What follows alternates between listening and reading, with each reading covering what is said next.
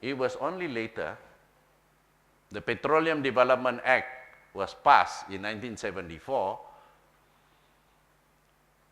which bring us to three most important things to remember in the Petroleum Development Act. I call it PDA74. This act created Petronas. That's the first one. Petronas is actually a company created basically under this act, and is wholly owned by the federal government.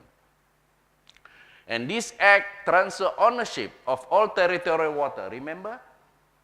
After 1969, all the territorial water now belongs to the federal government.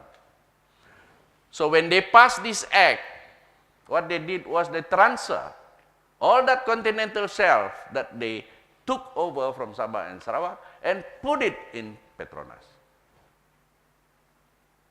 Enforcement only commenced after execution of the vesting order. So two things that they did under this, under Petroleum Development Act. The first one,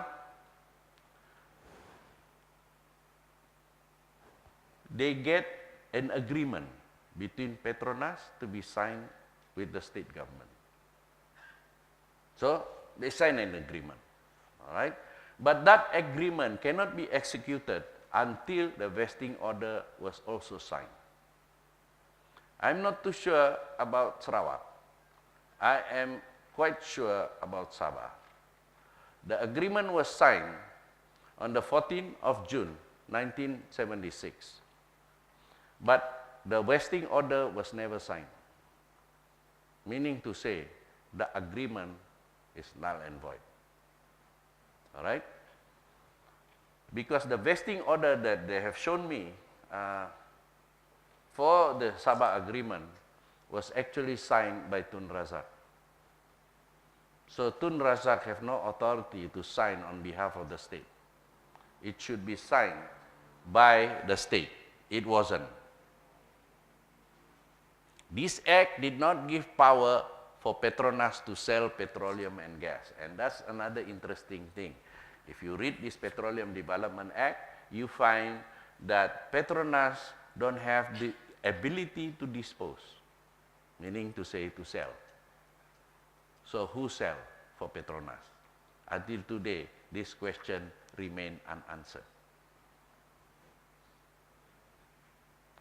This is the vesting order that I managed to lay my hands on the Petroleum Development Act 1974, and this was actually signed by Tun Razak, all right? And this was signed on the 26th day of March 1975, even before the agreement was signed. The vesting order was already signed. So meaning to say, the federal government handed over all the continental shelf to Petronas on the 26th of March 1975.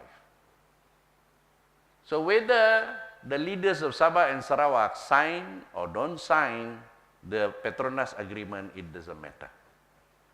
They have taken it using the emergency power.